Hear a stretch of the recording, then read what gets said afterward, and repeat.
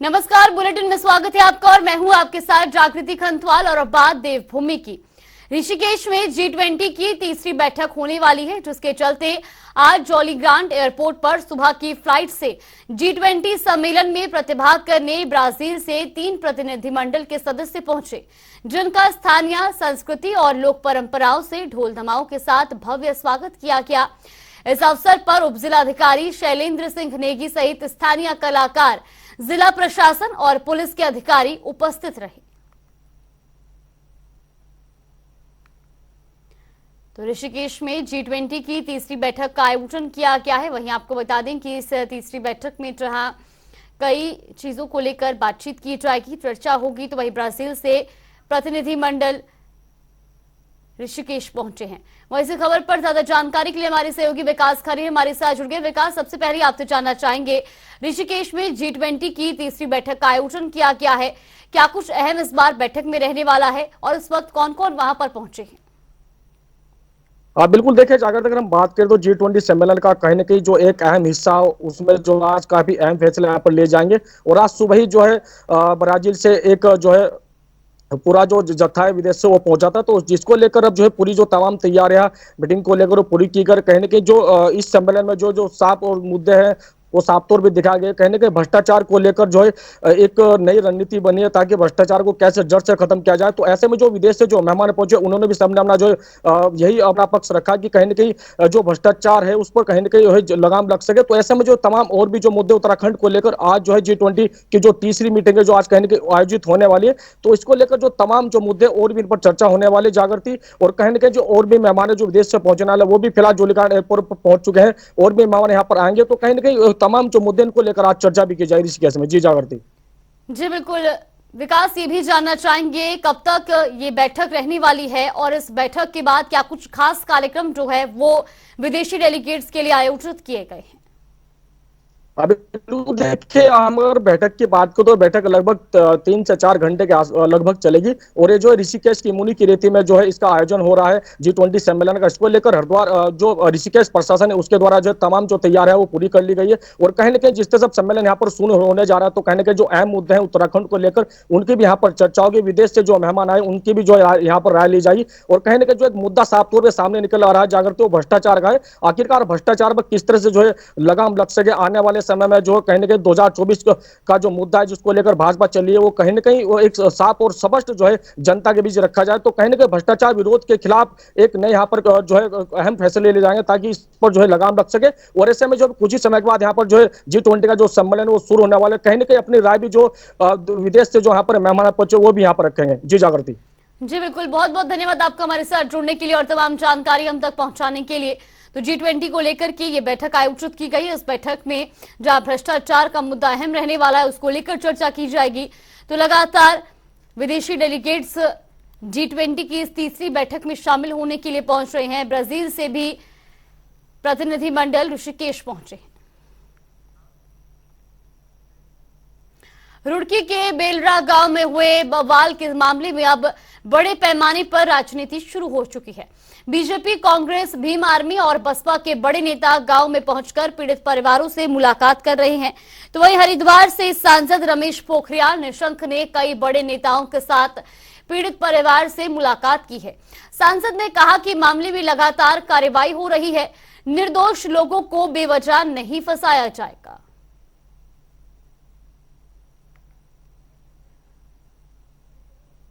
संपर्क में हूँ, हालांकि बाहर था, मैं उत्तर प्रदेश के प्रवास पर था, लेकिन लगातार ये लोग भी मेरे पास आए थे और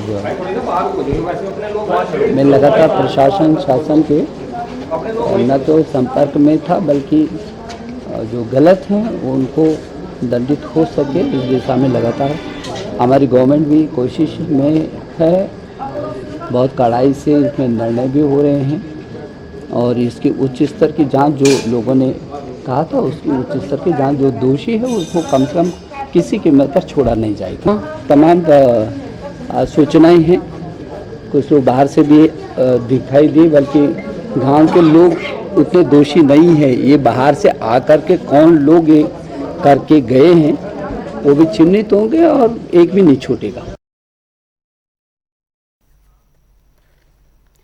मौसम विभाग के अनुमान के मुताबिक दूसरे दिन भी हरिद्वार में बरसात हो रही है। हरिद्वार में सुबह से ही मौसम सुहावना बना हुआ है। बारिश के कारण मौसम में लगातार गिरावट देखने को मिल रही है, तो वहीं किसानों के लिए बरसात किसी वरदान से कम साबित नहीं हो रही है।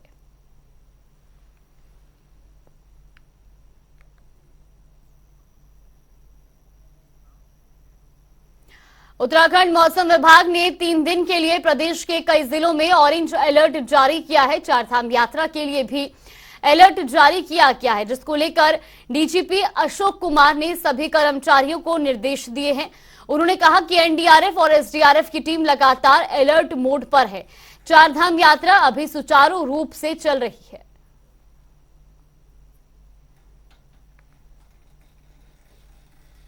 जारी था, उसके मेरे ख्याल से 3 दिन बीत चुके हैं और अभी तक लकीली ठीक चल रहा है। फिर भी जो हमारे ऊंचे क्षेत्रों के जितने जनपद हैं, सब जगह हमारे लोग अलर्ट हैं।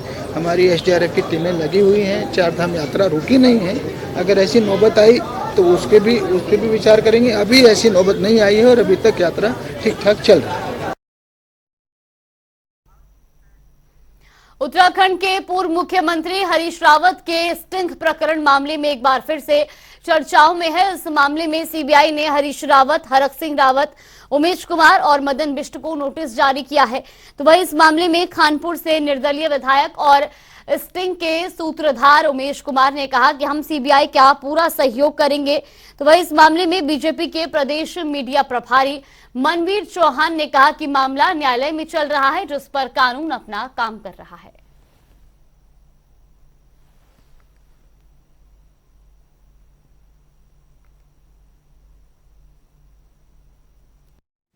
एक कानूनी प्रक्रिया है और कानून अपना काम कर रहा है, लेकिन निश्चित रूप से ये जिस प्रकार से उत्तराखंड को लूटने के लिए एक पूरी तरह से खुलेआम जो दुकान खोल दी गई थी और खुलेआम कहा जा रहा कि मैं आंख बंद कर दूंगा, ये कर दूंगा, सो करो, तुम ये जिस तरह से अपनी सरकार को बचाने के लिए वो इस तरह से कृत्य को अंजाम दे रहे थे, तो उसका दूध का दूध, पानी का पानी होना चाहिए और कानून अपना काम कर रहा है।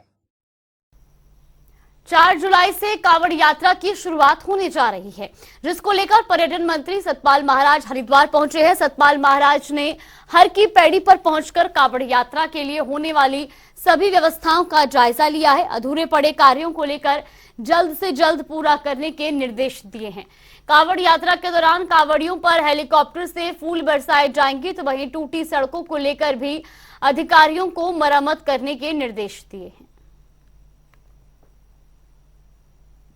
में पूरी तैयारियां हैं और इसमें जो ट्रैफिक प्लान की स्थिति हमने उसकी जानकारी प्राप्त की और यात्रियों के ठहरने और पार्किंग की स्थिति के बारे में जानकारी प्राप्त की।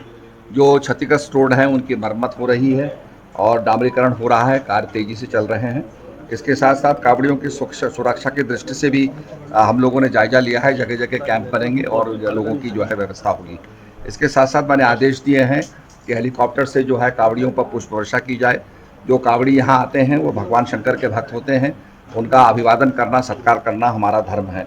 इसके साथ साथ मैंने कहा है कि लोकल मर्चेंट जो है, स्थानीय जो यहाँ पर व्यापारी हैं, उनके हितों की भी रक्षा की जाए, क्योंकि ये रोजी रोटी कमाने का उनका एक अवसर होता है, तो उनके हितों की भी रक्षा की जाए। तो इस प्रकार से पूरी समीक्षा बैठक हुई है और उसमें लॉ एंड ऑर्डर को देखते हुए, सभी चीज़ों को देखते हुए समीक्षा की गई और मैं समझता हूँ कि निश्चित रूप में सभी कांवड़ियों की यात्रा जो है सुसंपन्न होगी और भगवान शंकर की कृपा से ये यात्रा सफल होगी। एनजीटी और हाईकोर्ट के आदेशों के बाद भी लक्सर में अवैध खनन का खेल जारी है। प्रतापपुर, झीवारेडी और टांडा महतोली खनन माफिया अपने इरादों को लगातार अंजाम दे रही है। डंपर और जेसीबी लगातार अवैध खनन कर रहे हैं, जिसको लेकर प्रशासन के दावे लगातार खोखले नजर आ रहे हैं। स्थानीय पुलिस भी मामले पर कार्रवाई करती नहीं दिखाई दे रही है। स्पष्ट वो है कि जो भी अवैध खनन है वो बिल्कुल नहीं होगा जनपद में। और अभी तक जितनी भी सूचनाएं हम लोग को मिली हैं, चाहे टेलीफोन के माध्यम से हो या फिर मोबाइल के माध्यम से हो या फिर आपके व्हाट्सएप के माध्यम से हो, तो हम लोगों ने तुरंत कार्रवाई की है। और इसमें जितने भी हमारे एसडीएम्स हैं, तहसीलदार हैं, उनको स्पष्ट निर्देश है कि बिल्कुल भी अवैध खनन नहीं होना है और अवैध खनन अगर पाया जाता है तो ऐसी दशा में हम उनके खिलाफ कार्रवाई प्रस्तावित करेंगे। अंतर्राष्ट्रीय नशा निवारण दिवस को लेकर नैनीताल पुलिस की ओर से मैराथन का आयोजन किया जा रहा है।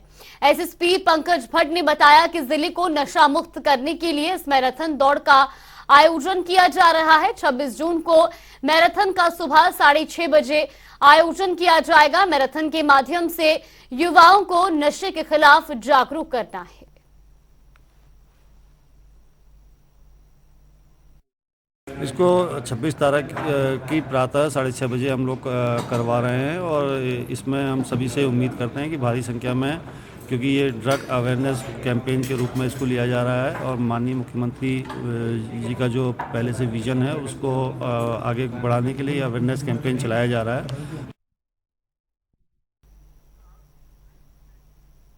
तो देहरादून की क्लेमेंट टाउन पुलिस के हाथ बड़ी कामयाबी लगी है। पुलिस ने डबल मर्डर मामले में खुलासा करते हुए एक अभियुक्त को गिरफ्तार किया है। हाल ही में पुलिस को क्लेमेंट टाउन के एक घर से पति पत्नी का शव बरामद हुआ था। पुलिस की जांच में खुलासा हुआ है कि अपराधी मृतक का भाई है। पुलिस ने आरोपी पर 10,000 रुपए के इनाम की घोषणा भी की थी। और एक बच्चा रिकवर हुआ था, उसमें वो बच्चा भी जिंदा था। तो उस घटनाक्रम को, यद्यपि उस दिन जो सर्कमस्टांशियल एविडेंसेस थे, जो परिस्थितियाँ थी, उसे तो ये सुसाइड प्रतीत हो रहा था, लेकिन फिर भी जब घर वालों से पूछताछ किया गया और फर्दर जो है जब इसका लोकेशन लिया गया और इसमें और जानकारी की गई, तो उसमें जानकारी करने पर जो है एक मुलजिम शहबाज पुत्र शहजाद, इसकी अरेस्टिंग हमने की है। और इसने ये मृतका का जो है सगा भाई है, मृतक का जो है वो आपका जेठू है, साला कह सकते हैं हम। और उसने ये घटना कारित किया था कि ये 10 तारीख को लगभग 8:30 बजे के लगभग हम एक आया था यहाँ पर वो, और आकर के फिर जो है दोनों को खाना खाने के बाद इसने रात को पहले काशिफ उसको जो है उसने गला रेत करके चाकू से, छोटा वाला चाकू होता है एक आर्यनुमा, उससे उसका गला रेता। उसकी भी जब उसकी बहन उठ गई थी तो उस अपने बहन का भी जो है उसने मुंह दबा करके, गला दबा करके और मुंह दबा करके उसने उसको मार दिया। तो उत्तरकाशी के मोरी में पुलिस और राजस्व विभाग की टीम ने अफीम की खेती पर बड़ी कार्रवाई की है। पुलिस ने अवैध रूप से उगाई जा रही अफीम की खेती को नष्ट किया है। पुलिस ने अवैध खेती को नष्ट करके खेत मालिक के खिलाफ एनडीपीएस एक्ट के तहत मामला दर्ज कर लिया है।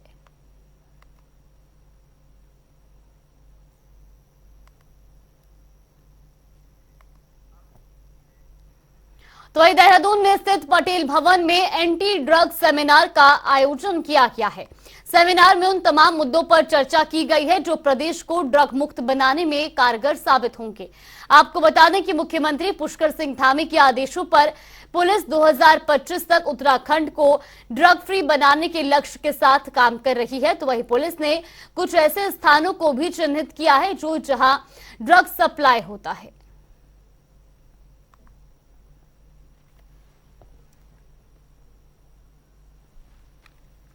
एंटी ड्रग जागरूकता के लिए, और उसी के तहत ये आज हमने सेमिनार किया है जिसमें विभिन्न स्टेक होल्डर्स को शामिल किया गया, विभिन्न विभागों को शामिल किया गया, ड्रग डी एडिक्शन सेंटर वालों को बुलाया, शिक्षा विभाग, समाज कल्याण, उन सबको बुलाया। और हमने जो है हमारा प्रयास है, जो माननीय मुख्यमंत्री जी का मिशन है कि 2025 तक देवभूमि को ड्रग्स फ्री बनाना है, उसी की ओर हमारे ये सब कदम है। और जो भी हमारे एनफोर्समेंट में जो भी गैप्स होंगे उसी को प्लग करने के लिए कि कहाँ लूप होल्स हैं, कहाँ कमी रह जा रही है, हम जीरो पे क्यों नहीं ला पा रहे हैं, उसी के लिए आज हमने मंथन किया है और इसको और भी आगे बढ़ाएंगे। और जैसे हमारी एएनटीएफ है जो स्टेट लेवल पे है, डिस्ट्रिक्ट लेवल पे है, उनको और प्रभावशाली बनाएंगे जिससे कि हम ड्रग्स की समस्या को जो है पूरी तरह से खत्म कर सकें। हरिद्वार और रुड़की जैसे बड़े शहरों की तर्ज पर अब लक्सर नगर और सुल्तानपुर में भी अवैध कॉलोनियों और उसमें प्लॉटिंग के बाद उनकी बिक्री का धंधा जोरों से चल रहा है। इतना ही नहीं, इसे अंजाम देने वाले भूमाफिया स्थानीय कम बाहरी तत्व ज्यादा हैं, यानी गैर उत्तराखंडी उत्तराखंड में सिर्फ इकट्ठी जमीन खरीदने के बाद प्लॉट काटकर बेच रहे हैं। तो वही निकाय विभाग भी इसकी जानकारी होने से इनकार कर रहा है। दूसरी तरफ प्रशासन भी निकाय विभाग के इसी नपेतुले अल्फाज को दोहरा चुका है।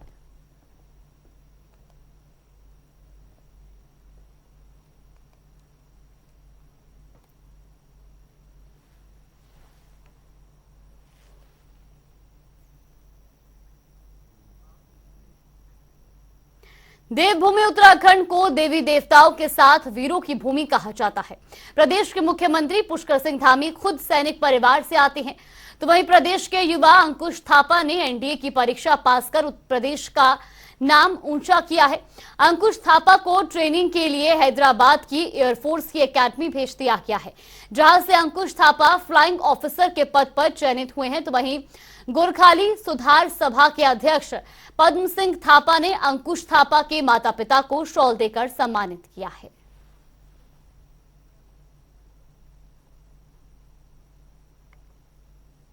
आज ये बहुत ही एक हर्ष का दिन है हमारे लिए कि हमारे अरुण थापा जी और गीता थापा जी के दो बेटे जिन्होंने कि एनडीए क्वालिफाई किया और आज एक बेटा उनका फ्लाइट लेफ्टिनेंट बनने जा रहा है और एक एनडीए खड़गवासला में उन्होंने अभी 6 मंथ ट्रेनिंग ज्वाइन कर चुके हैं। यह एक गोरखा समुदाय के लिए ये दोनों बच्चे एक हमारे लिए प्रेरणा स्रोत हैं और मैं अपने तहे दिल से अपने गोरखाली सुधार सभा के जितने भी हमारे 80,000 आज मेंबर हैं उनकी तरफ से मैं उनके परिवार को, उनके माता पिता को और दोनों बच्चों को बहुत बहुत बधाई देना चाहता हूँ। चलिए बुलेटिन में फिलहाल के लिए बस इतना ही। यहाँ पे रुकते हैं एक छोटे से ब्रेक के लिए। ब्रेक के उस पार खबरों का सिलसिला लगातार जारी रहेगा।